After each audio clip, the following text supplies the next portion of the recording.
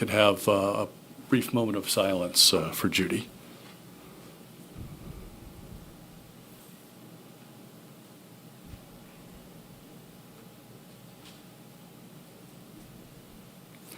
Thank you, everyone. Is there any public here for comment for items not appearing on today's agenda? All right, seeing none. Are there any additions to the agenda from either commissioner? No? All right. We'll move on to the meeting minutes. Any changes to those minutes? No? All right, we'll take a motion then.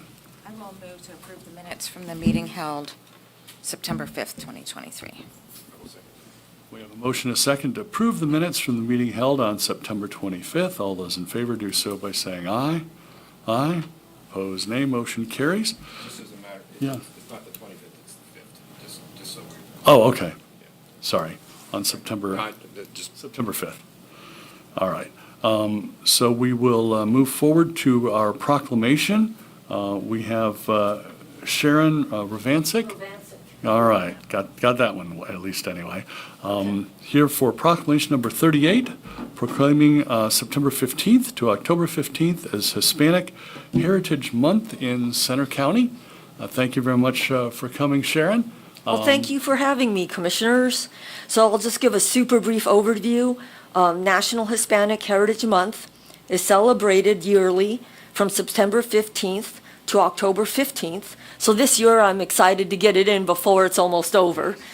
National Hispanic Heritage Month celebrates the histories, cultures, and contributions of American citizens whose ancestors came from Spain, Mexico, the Caribbean, and Central and South America. It started in 1968 as Hispanic Heritage Week under President Lyndon Johnson and was expanded by President Ronald Reagan in 1988 to cover a 30-day period, and it was enacted into law that same year. The day of September 15th, and the reason it was started September 15th, is significant because it's the anniversary of independence for Latin American countries Costa Rica, El Salvador, Guatemala, Honduras, and Nicaragua. In addition, Mexico and Chile celebrate their Independence Days on September 16th and the 18th, respectively. The Library of Congress has also compiled guides to commemorative observations, including a comprehensive history of inventory of public laws and presidential proclamations and congressional resolutions related to this month, if anybody wanted to go into the archives to do some research. And that is all online. And I wanted to say, to bring it down on a more personal level, that it's important to be seen and heard in Center County, as so many Hispanics and Latinas live in the state of Pennsylvania. At this moment, as of 2020, there were over 1 million living in the state of Pennsylvania, and it's honestly the fastest growing demographic we have right now. And when you really look at it, Hispanics touch every single employment opportunity, and whether, honestly, I counted, and I did it, whether you stay at home, whether you're out in the workforce, whatever your job is, you're contributing to this country. And I would like to just say, honestly, and in the words of Cesar Chavez, who for more than 3 decades led the first successful farm workers union in American history, achieving dignity, respect, fair wages, medical coverage, pension and benefits, and humane living conditions, as well as countless other rights and protections for hundreds of thousands of farm workers. Preservation of one's own culture does not require contempt or disrespect for other cultures. And that's really important. I think that's a misnomer, where you say, I'm going to celebrate this heritage this month or this month or this month. People honestly get their back a little bit up. They say, what about me? What about me? And you are never excluded. You are never discounted. And the most valuable possession, as he would go on to say, is the most valuable possession you can own is an open heart. The most powerful weapon you can be is an instrument of peace. And let us be reminded of that, especially as yesterday was the horrific anniversary of what happened on 9/11. Let's hope that never happens again. And, let's not show any contempt or disrespect for other cultures. And let's pray something like that never, ever happens again.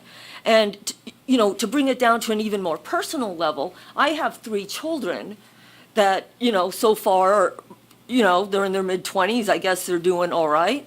They're alive. My oldest is a businessman, and he sells his product right here in Center County. My middle son is a businessman out in Tempe, Arizona, and my youngest is actually in the Navy, stationed out in Coronado right now. And so I wanted to show you something. Last time I came, I brought my great-grandfather's first ballot that he voted. I don't know those who were here remember that. Yeah, so I was thinking, I'm going to bring something today, and I can't keep trotting out this ballot, right? So this is kind of funny, I think. So he was also an inventor, and he had a patent. Sweet. Nice. Well, kind of. He had an patent, I think it was 1913. Okay, What did he invent? a flying machine.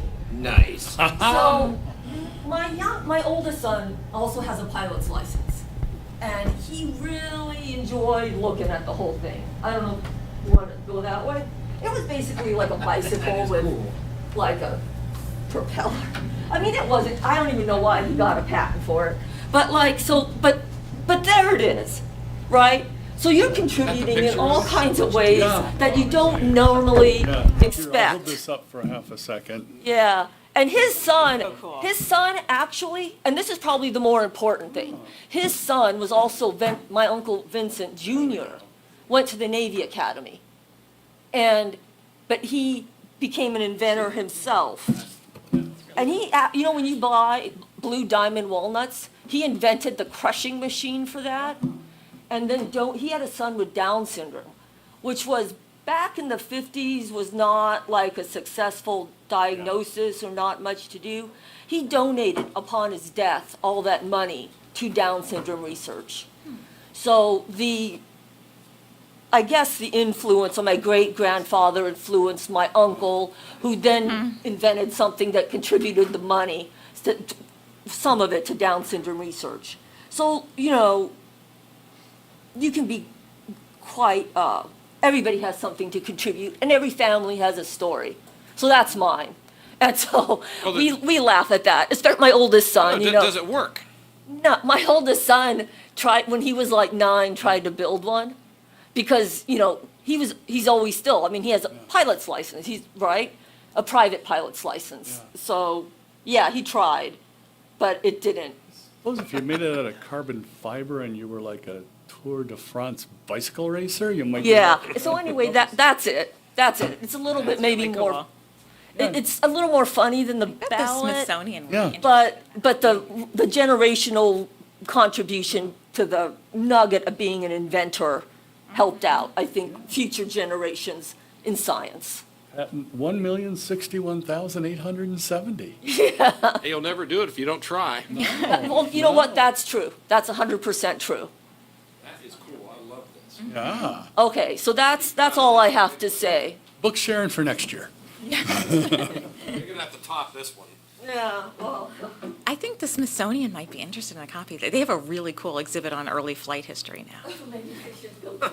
Yeah, I'll Yeah. build one and bring it over. There you go. That's the, No pressure. no, build one. Right, oh, stay up. Okay. Shannon, we'll make a few comments. Okay. And then we'll present you with the proclamation. Again, thanks for coming. We definitely want to get you booked for next year. Very Okay. entertaining and out of the ordinary. As you mentioned, Hispanics are a major group in the United States, huge contributors to our history, to our culture, to our society, to democracy. I'm reminded of an incredibly distant relative of mine, Bernardo O'Higgins, the liberator of Chile. Oh, very nice. So, you know, O'Higgins. O'Higgins, that's the original version of the name, son of Higgins. Sounds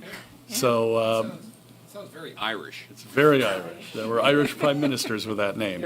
I'm only 1/64th Irish, for those of you at home, but thank you very much for coming. Oh, and I wanted to point Yes. out, the largest collection of Latinos, this is from the press release, I didn't write, largest collection of Latinos in Pennsylvania will call Harrisburg its home this month. I think it's the sixth annual convention will be in Harrisburg, Wonderful. September Wonderful. 20th through the 22nd, so. Okay, so they're hitting the month then. Very Yes. smart. So I'll pass it over to Commissioner Concepcion. Yeah, thank you so much for coming. Of course, this is, close to our family's heritage, and I think it's really worth noting, the contributions of Hispanic Americans over time have, this is a several hundred-year history, of course. Right. It's not simply, immigration that has started in the past 100 years or so. And the contribution now, there's a very high proportion of our military service members of Hispanic descent now, including my father-in-law who fought in Vietnam, was a decorated Marine veteran, and also, from Hispanic heritage. So, yeah, I think it's really worthwhile that we continue recognizing all of the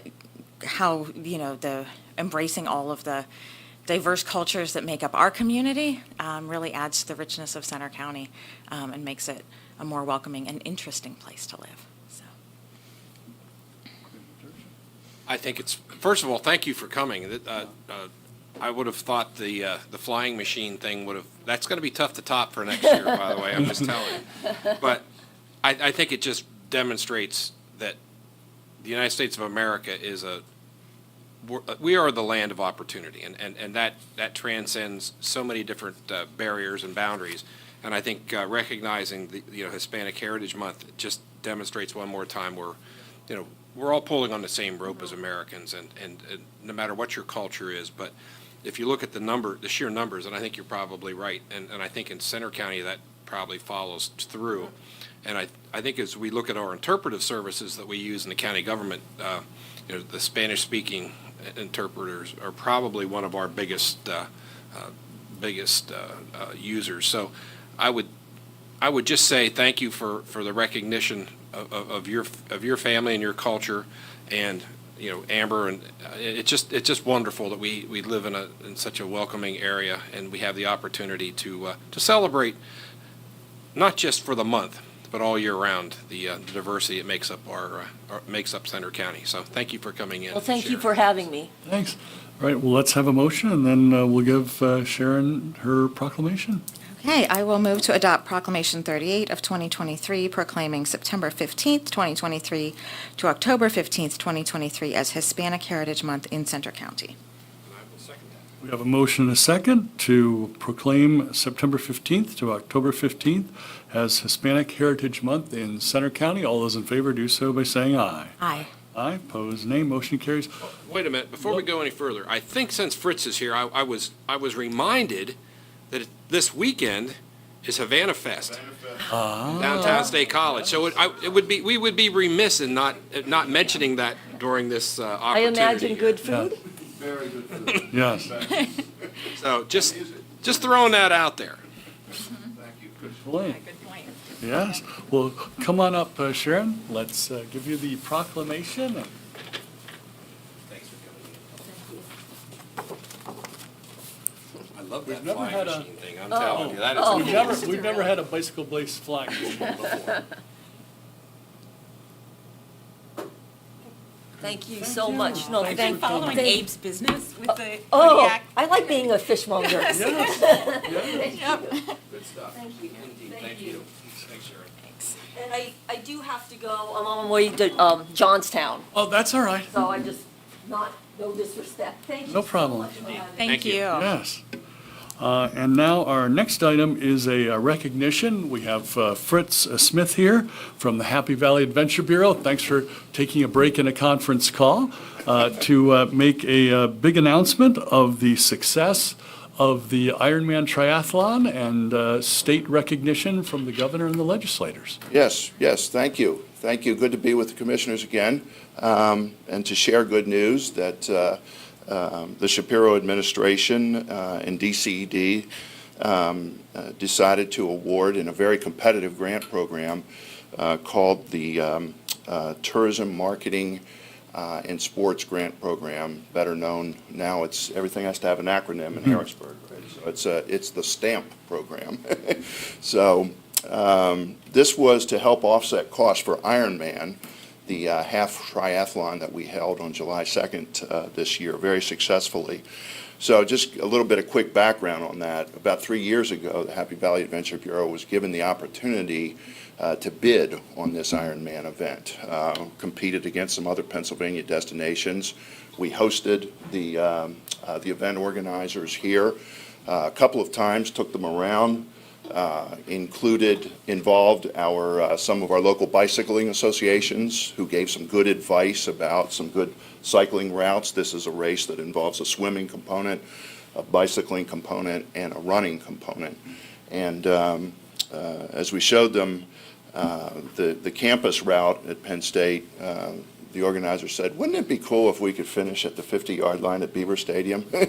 And Dave Gertis, who works for me, said, "We can make that happen." And I said, "Well, let's slow down a little bit. Let's temper expectations." But we were able to talk the university into making Beaver Stadium available. Sayers Dam up at Bald Eagle State Park turned out to be a perfect swimming venue, and the cycling through Center County, although the terrain, they acknowledged, was a little challenging, turned out to be acceptable to them. So they selected us. We held it successfully on July 2nd.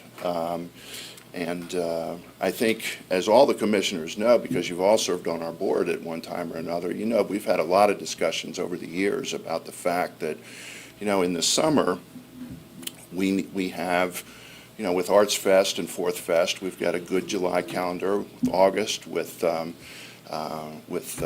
Grange Fair, we've got some really good activity. We've got lots of amateur sports events, but we've always said we needed a June activity to bring people here. And so Ironman really fit the bill in a lot of ways. It brought a lot of people here. It brought some business to our hotels, our Airbnbs, our bed and breakfast in June at a time when they really needed it in the week leading up to July 4th. So it was a good event. I'm happy to share that when the surveys came back from the participants, the athletes, they gave Center County a 92% score. It's not the highest that Ironman's ever received, but it's pretty close. And I think we'll take a 92 score. So when the General Assembly and previous Governor Wolf created the STAMP program last year, and this fiscal year that just concluded was the first year that applicants were eligible. And so we thought, there'd be pretty steep competition. When you look at some of the big events that happen in Philadelphia and Pittsburgh, we had a couple naysayers who said, well, they'll get all the money. And we said, no, let's take a shot here. This was an event that showcased the Commonwealth of Pennsylvania in a pretty spectacular way. It showed the natural outdoor assets that we have in Pennsylvania, in central Pennsylvania, and it's going to create great economic impact. And so a lot of people applied, and when the awards came out a couple of days ago, the Shapiro administration announced the awards. Sure enough, the World Cup in Philadelphia got $2.5 million, and U.S. Golf Association got a little over $2.3 million for events in Men's Open at Oakmont and Women's Open in Lancaster. But we were able to get $70,000, which helps offset our costs, which were significant in hosting the event. And we'll have final economic impact numbers early next week, and we'll be releasing those. But suffice it to say that just looking at hotel and Airbnb revenue alone, the numbers are almost $1 million in revenue over last year at the same time. So it's pretty substantial. And when I saw if you were at Ironman and you saw all the vendors out there selling their wares and food and merchandise, some of them did extremely well too. So there was a spin-off effect that really helped the economy of our area. I was very pleased that the commissioners were willing to, all three commissioners were willing to sign a letter of support to DCED as they were analyzing these grant opportunities, as well as Representatives Takak and Benninghoff sent letters of support. And I think all of those were very meaningful and impactful. So I thank you for that. Thank you for the award. We'll put it to good use, and we can't wait for Ironman June 30 next year. That's wonderful. Thanks, Fritz. And want to also thank the roughly 1,000 volunteers who helped make Almost that event happen. 1,100. 1,100. 1,100 volunteers. 1,100 volunteers. Everybody had a great time. As you mentioned, 92% of the participants said they really enjoyed the event. And again, would just like to thank the governor and the legislature for setting up the program. And there were only 3 grants awarded, and Center County got one of them. Commissioner Concepcion is the current representative to your board, so I'll pass it over to her. I think receiving this grant really speaks to like the quality of the staff that you have that have helped with this event and the extent to which the community really pulled together to make it a success. So I think this really reflects well on your organization, so. Thank you, Commissioner. And Commissioner Dershowitz, you served on the board for a number of years, Yeah, too. congratulations, Fritz. It's a lot of work putting on an event of this scale, and it's very expensive at the same time. So recognizing the fact that all the effort that your organization put in and 1,100 volunteers, that speaks amazingly well of our area and our county. And glad we could make it happen, and look forward to seeing you again next summer. Yeah. And I also would be remiss in not thanking the many police and EMS and fire department and the many municipal officials from all over Center and Clinton counties who helped to make it happen. The cooperation was just super fantastic. Thanks. Great. Thanks, Fritz. Thanks for coming. Any questions from the press? I don't know if you could say, Fritz, it sounds like Beaver Stadium's going to be playing a larger role in future tourist events. Can you comment on that?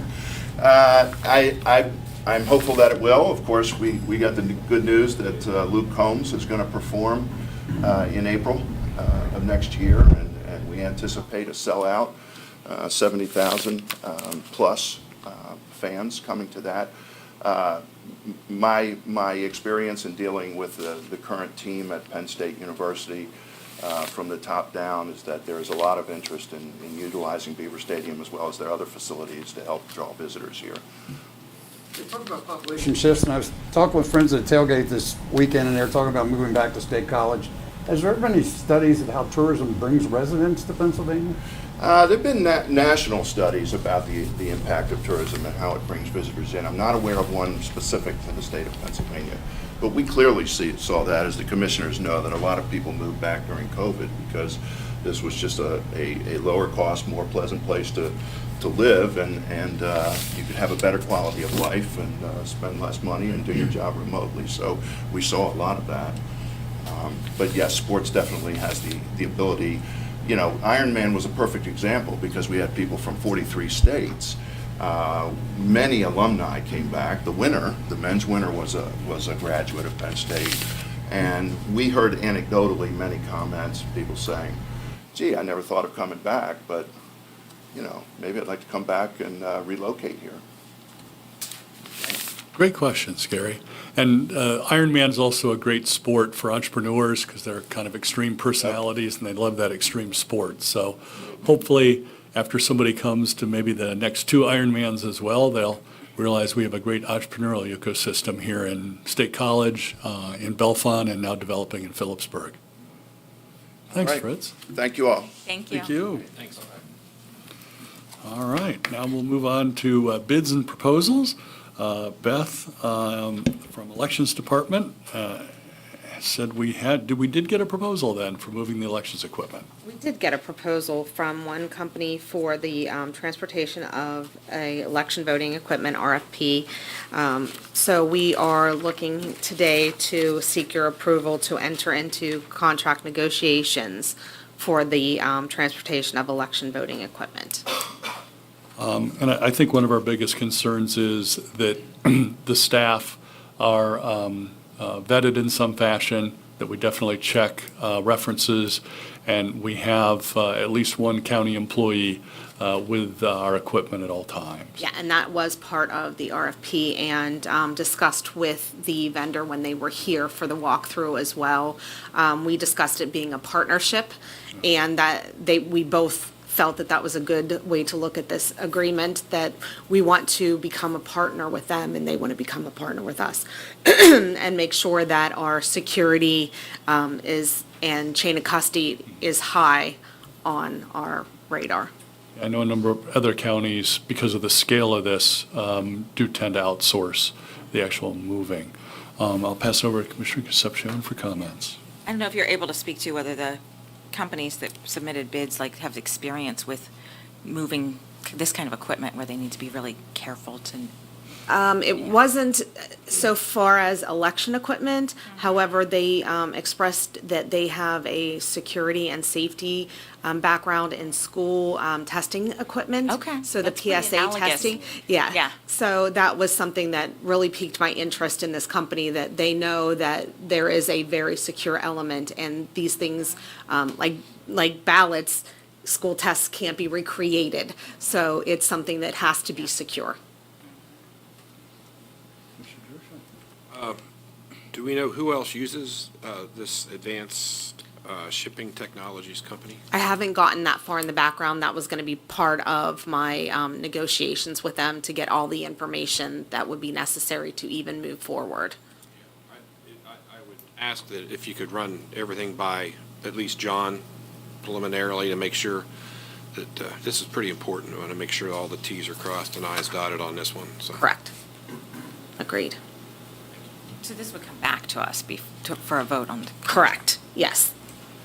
Yeah, we're not even that far. We do need to take it to the election board as well. Yes. Election board would have to approve it as well. Correct. Yes. Great. Any other questions from the commissioners? No? Any questions from the press before we take the vote? Question I asked before, is there any change in policy to the monitoring and the security of the mail-in ballot boxes? No. At this point, we haven't gone through the mail-in collection plan as of yet. That will be something that we'll go through an election board meeting in the future. That would be separate from this. Correct. This is only for in-person voting machines. Correct. Thank you. Thanks, Gary. All right. Unless there's anything else, we'll take a motion. I'll move to enter into contract negotiations for the transportation of elections voting equipment, RFP. I will second that. We have a motion and a second. All those in favor of having the Elections Department enter into contract negotiations for the transportation of elections voting equipment, RFP, do so by saying aye. Aye. Pose nay. Motion carries. Great. Thanks, Beth. Thank you. All right, now we'll move on to contracts. We have Ryan here from probation. Good morning. Good morning. Discussion item is an agreement between our county and Department of Corrections, which is formerly known as the Parole Board.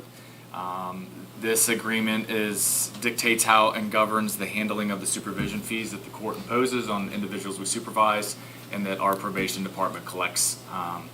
So this agreement dictates how the funds will be utilized, which is at the discretion of the president judge, and is just essentially an agreement between the state and the county regarding the use of these funds. There's really no monetary attachment to this agreement. This is just an agreement to outline how these funds will be utilized. Great. Thanks. Any questions, Commissioner Concepcion? Is this a new agreement? This agreement has been entered before, but it was with the parole board. But now, since the DOC kind of overtook the authority of the parole board, this is a 5-year agreement that we have to sign with them. Commissioner Dershowitz? Sounds good. All right. Take a motion then. I'll move to add the agreement with the Pennsylvania Department of Corrections to next week's consent agenda. Second. We have motion and a second. All those in favor of adding the agreement with the Pennsylvania Department of Corrections to next week's consent agenda, do so by saying aye. Aye. Pose nay. Motion carries. Great. Thanks, Ryan. And now John will handle a couple of projects, one for capital and one for the commissioners. Good morning. Before you for consideration is a contract with Mazzaro Construction Management Services to provide construction management services for the courthouse retaining wall project. There was a little bit of a lag in securing this contract because we were trying to determine exactly what the time frame would be for the retaining wall project, and we wanted to make sure that the construction management services purview would overlap properly with the actual time of construction. So now that we have a time frame for the work, we have construction management services on board, so we're seeking approval of that agreement, or that contract with Mazzaro. Great. Thanks, John. Yeah, that'll be a big project and certainly want eyes on that project and boots right on the ground. Commissioner Concepcion? Yeah, and I think this will certainly help with how we're thinking about the project phasing and the impact on the community. So, Commissioner Dershowitz? Yeah, this is going to be a long-term project, so it's going to deserve special attention, so, yeah, I would support this. All right. okay. Great. so- We'll take a motion then. I'll move to approve the contract with Massaro CM Services LLC. We have a motion and a second to approve the contract with Massaro CM Services LLC. All those in favor do so by saying aye. Aye. Opposed, nay. Motion carries. All right, now we'll move over to electricity. Yes.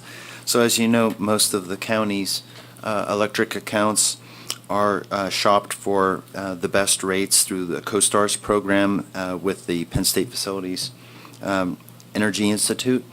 One of the things that other members of this consortium have been asking for are renewable energy options.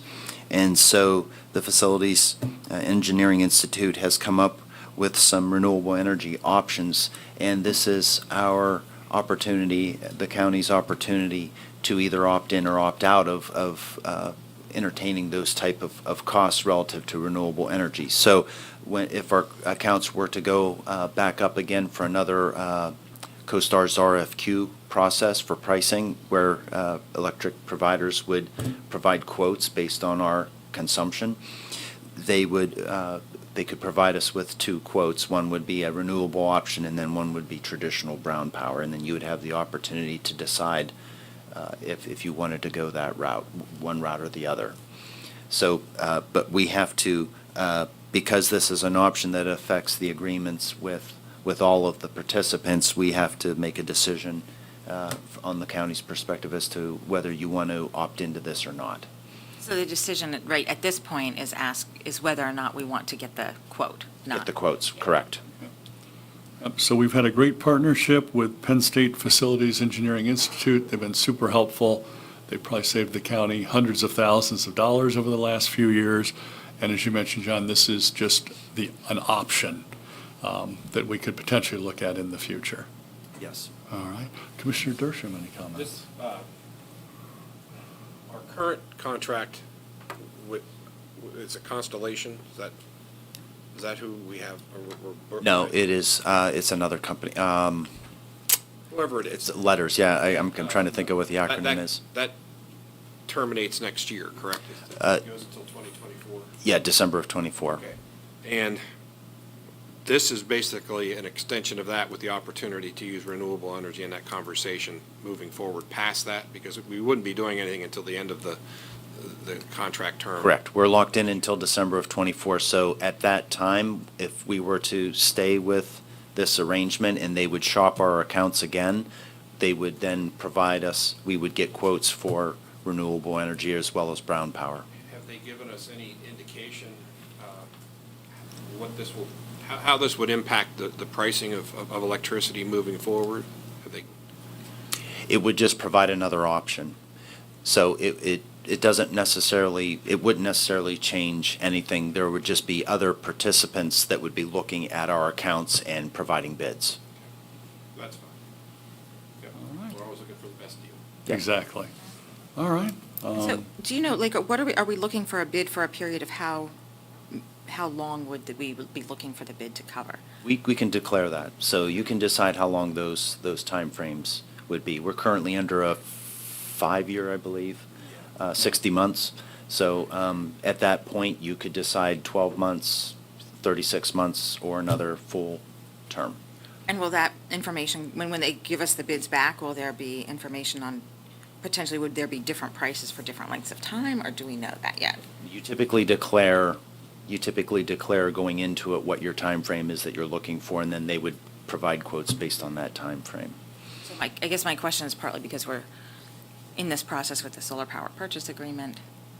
And I don't know that we have any kind of a date yet for that to take effect, if it were to take effect.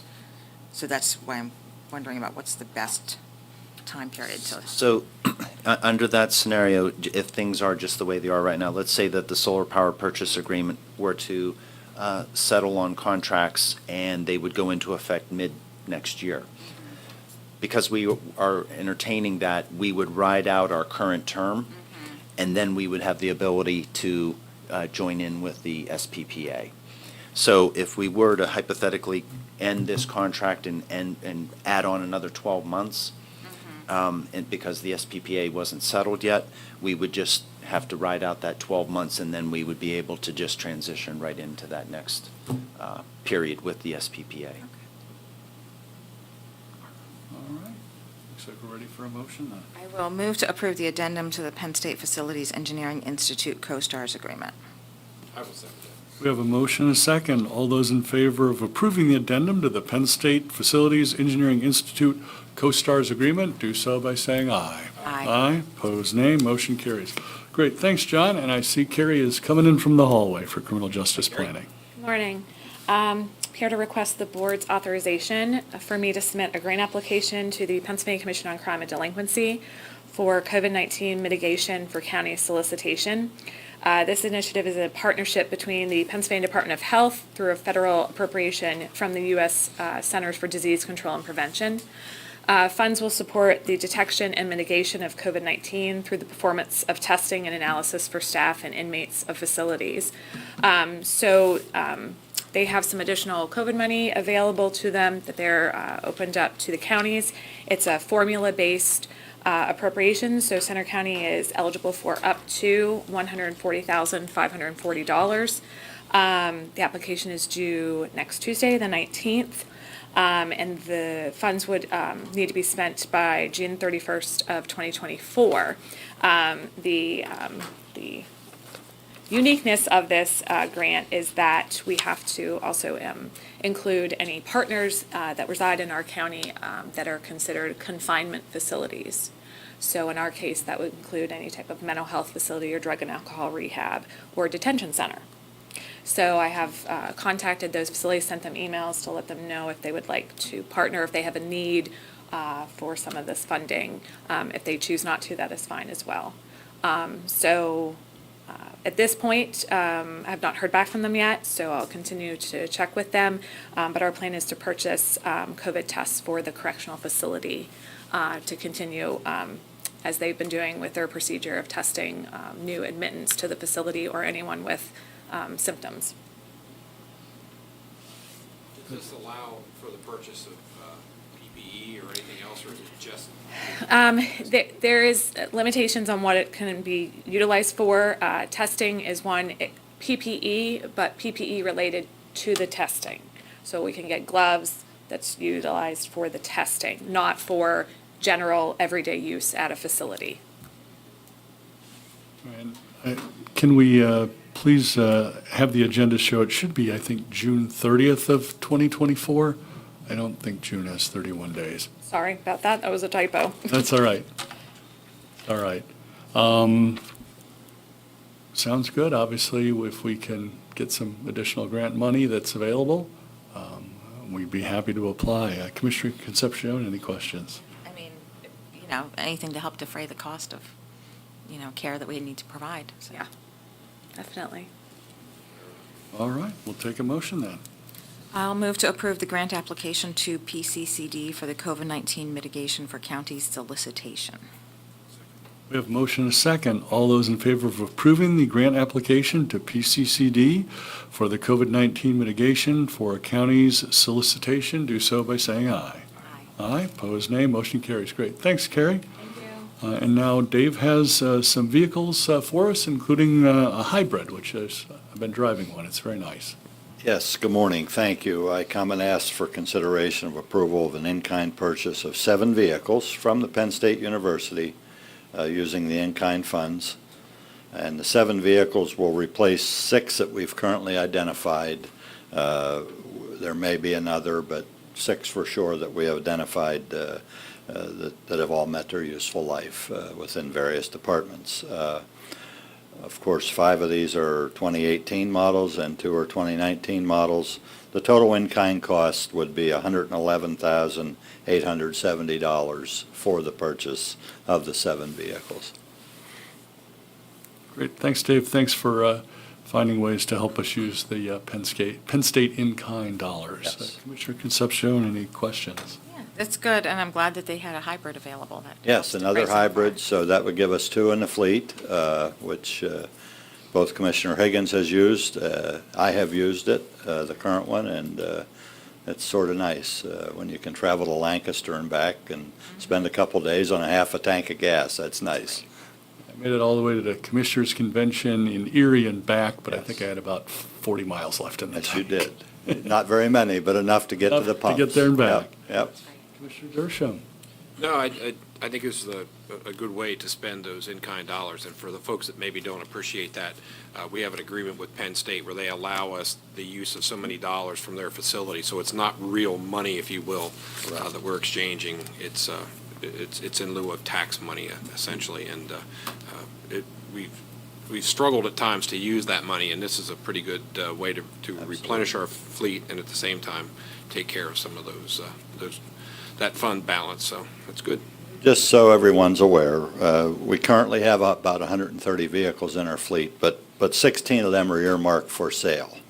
So at the end of the process, if this is approved and completed, we would stand at about 115 total vehicles in both the paratransit van fleet and the business fleet for the county vehicles. So that's about the normal number, around anywhere from 112 to 116, 117, based on breakdowns and removing vehicles from services. But I'll be back in a few weeks to request the opportunity to sell these vehicles again to the public like we did a year ago, very similar fashion. So once we get to Penn State, if they're approved, then we can cycle them out and get them sold. So. Sounds great. Thanks, Dave. I believe we're ready for a motion.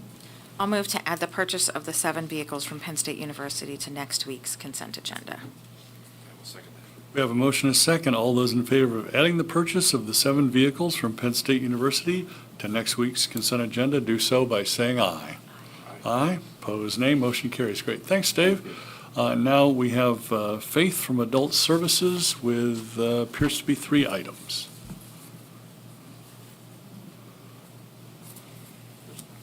Good morning. So 3 agenda items for you, the first being the largest for our fiscal year 23-24 Human Services Block Grant Plan. So just a brief overview of the plan. This supports funding and services through the offices of Adult Services, Mental Health, Intellectual Disabilities, and Drug and Alcohol. The total for the block grant plan for a 12-month period is $6,150,312, and that's a breakdown of the funds we receive from the state, federal funds that the state receives, and then filters down to the county, and then the required county match. I think what's really important to discuss, though, with the block grant, that we are still working through a 10% allocation cut from 2012 that has not been replenished. We still only receive flat funding, and for this entire period of time, Center County has worked together to maintain all existing services. That said, it's getting more and more challenging, right? As we have inflation, we have costs increasing and things of that nature. So this is a really status quo, very flat funded block grant this year. Our job within the departments is making sure that we're maintaining all of our services as much as possible. But again, it's becoming more and more challenging each year.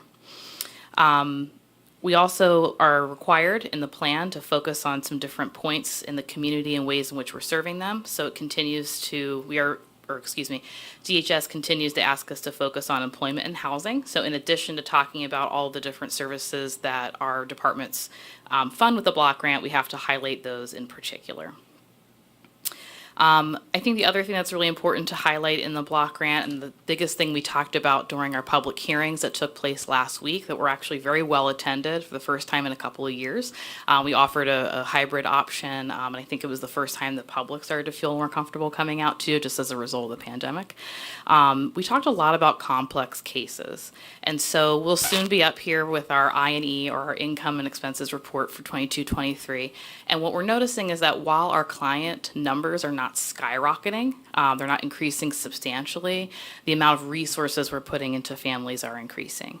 And so you could have an individual coming to us for a service, the head of household is expressing that maybe there's a housing challenge or there's a basic need, but when you really start to dive deep, there's a child in the home, there's a senior parent in the home, there's developmental needs, there's mental health needs, or substance abuse needs. And so all of a sudden, our departments, when we used to just meet more regularly once a month to talk money and programs, now we're meeting on a more regular basis to talk about our families.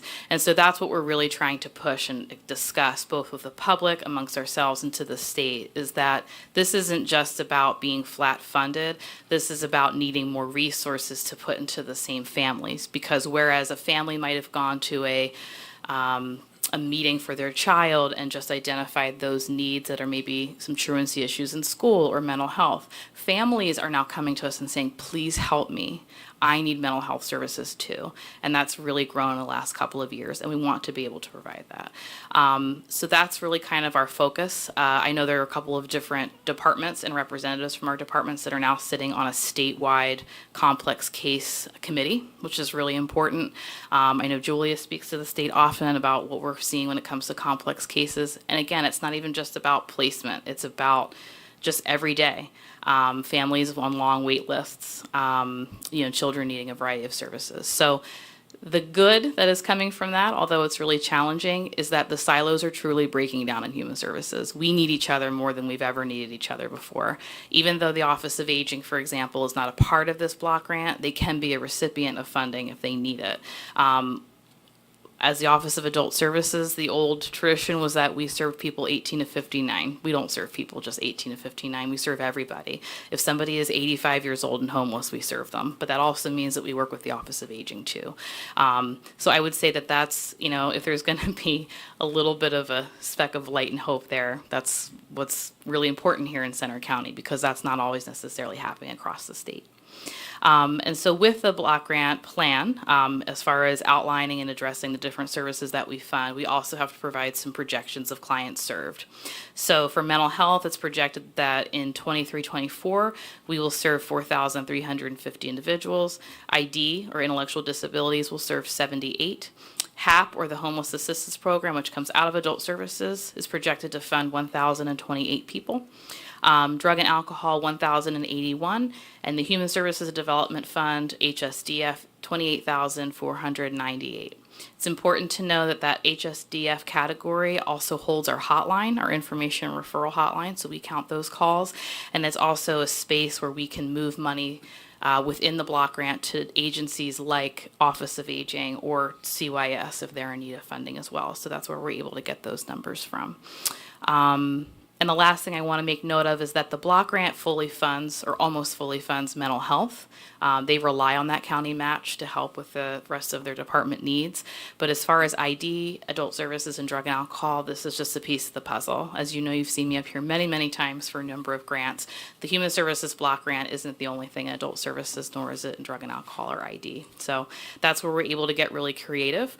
And the last thing I'll say too there is that, again, while flat funded and while not enough funding from the state to meet the community's needs, Center County does a really nice job of leveraging block grant dollars, whether it be in kind, a cash match, or just to be competitive, because we do a really nice job with those funds. We're able to collect really solid data, and that's how we're able to go out to DCD and HUD and PHFA and say, hey, you know what, we have this money and we're doing the best that we can with it, but we need more, and here's why.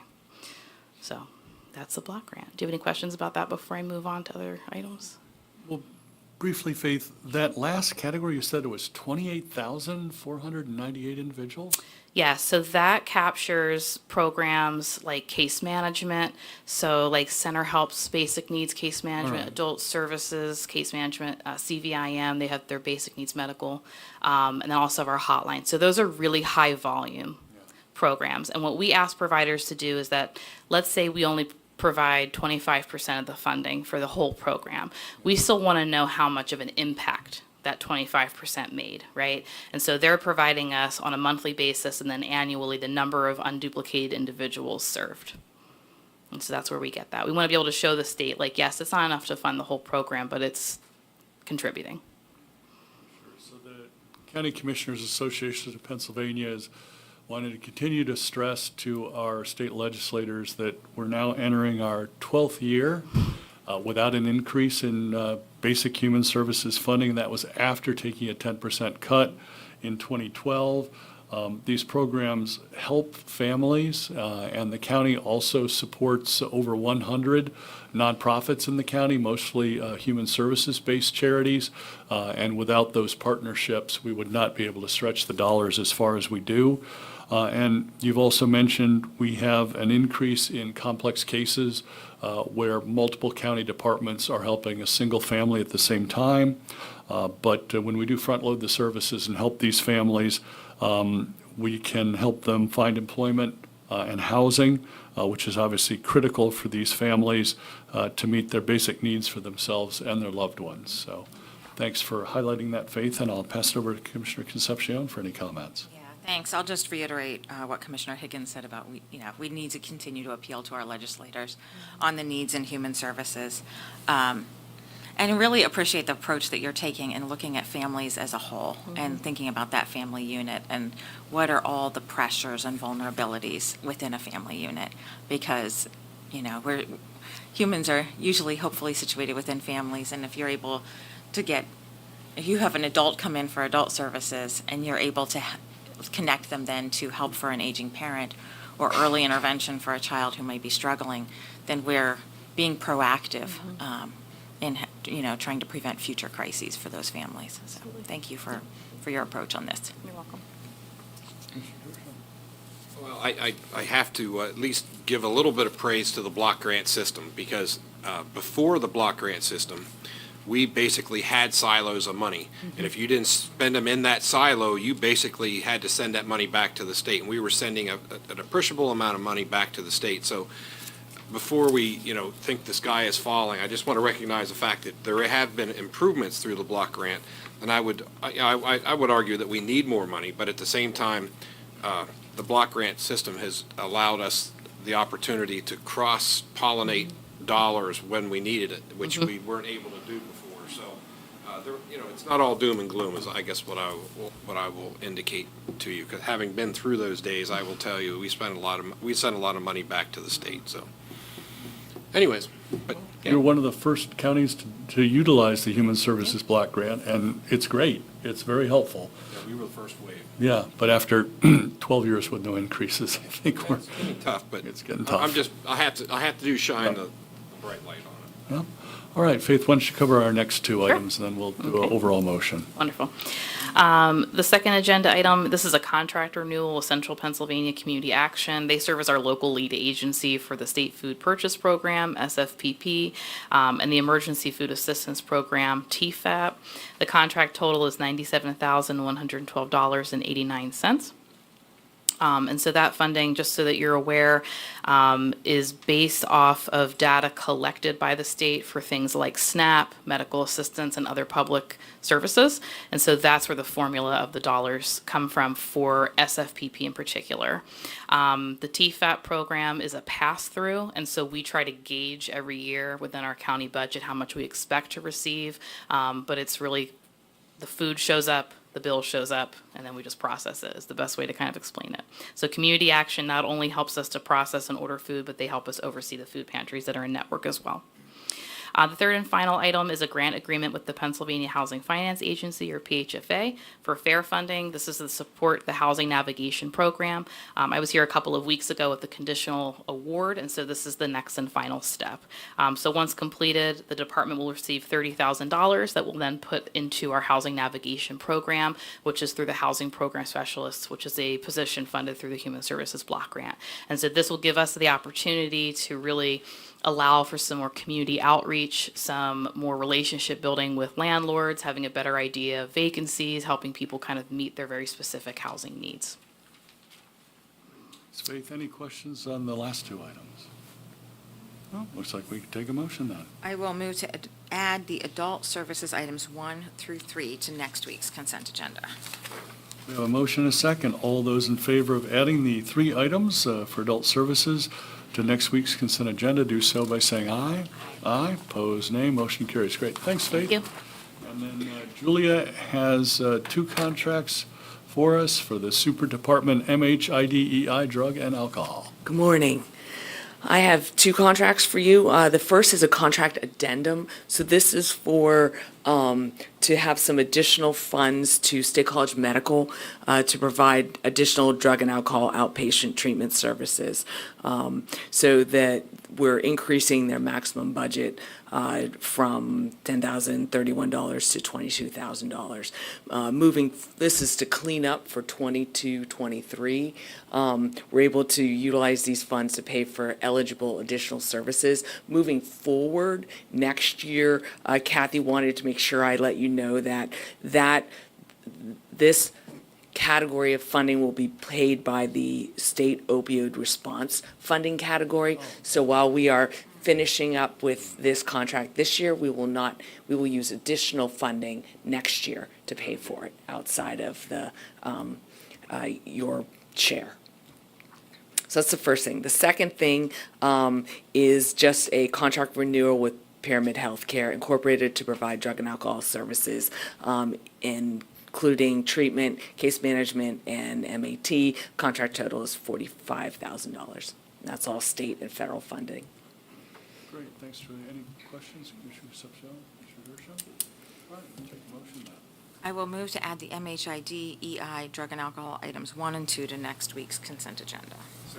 We have a motion and a second. All those in favor of adding the 2 items for MHIDEI drug and alcohol, do so by saying aye.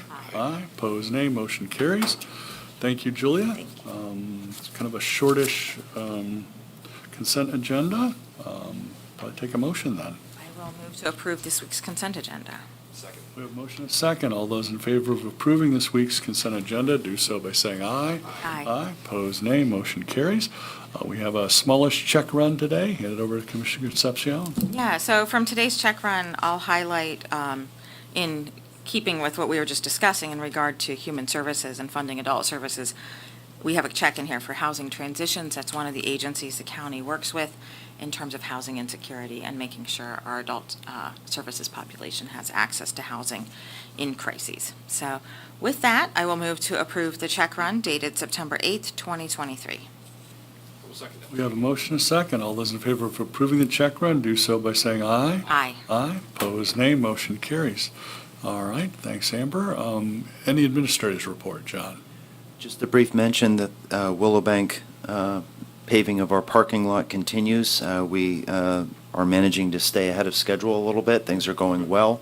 And I want to thank all the employees and visitors of the county for their patience and cooperation as we continue on with this. And we will be, from this point forward, slowly evolving, transitioning back to normal operations. But, you know, the more the paving gets done, the more we can open up and have additional parking available.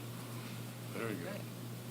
All right, thanks, John. We'll move over to announcements. Commissioner Dershowitz.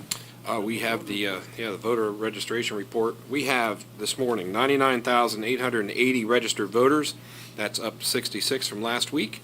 There are 42,000 even Democratic registrations, 131 Green Party, 595 Libertarian, 13,465 no affiliation, and 40,614 Republican voters. And when you add the 3,075 all others, you will get the total of 99,880. The feature small party of the week is the bipartisans. Well, the bipartisan. Because there is one bipartisan, so we will let it go with one. So we want to thank them for their participation. And I also want to recognize precinct number 23, State College South Central 2, which votes at Grace Fellowship Church on William Street in State College. And in the last election, there were 731 total registered voters at the precinct. There were 248 ballots cast, which led to a percentage voter turnout of 33.93%. Want to thank the folks at Grace Fellowship Church and all the other folks that make the elections happen and at Precinct 23. So that's my report for today.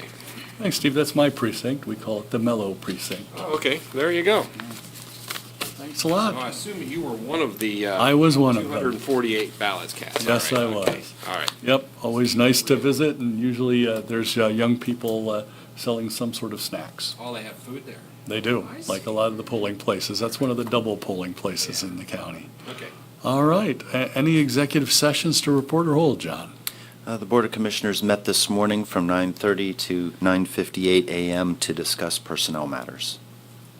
Thanks. For our public meeting schedule, we have a work session that's already a little past schedule, but we'll start it very soon.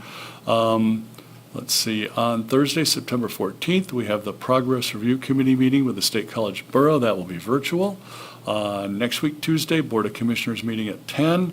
And next week, Thursday, the 21st, combined Salary Board and Board of Commissioners meeting at 10 with a Board of Elections meeting at 1.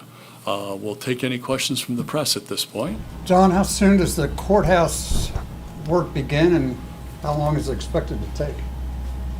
So at the courthouse, we are looking to submit for permits through the Center Region Code Administration this week. And all dependent on how well things go there will determine when we start. We're hoping within 30 days that we would be able to have permits in hand. We're being optimistic, we're thinking we can do it within 30 days. And then the project would continue from that point forward through the winter as the weather allows, and hopefully be done by late summer, early fall. For the one side, John. All of it. All of it now. By late fall, next year. That's great news. Yeah. Yeah. Okay, Do Bellefonte projects usually submit to the Center Region for permit? People are asking in terms of, Bellefonte Borough uses the Center Region Code Administration, so that's borough-specific. Yeah, the outlying municipalities may not. thank you. good. All right, thanks. Looks like we can take a motion to adjourn then. Move to adjourn. We have a motion to adjourn and a second, 11:03. All those in favor of adjourning, do so by saying aye. Aye. Opposed, nay. We are adjourned, and we'll start our working meeting here in just a couple minutes.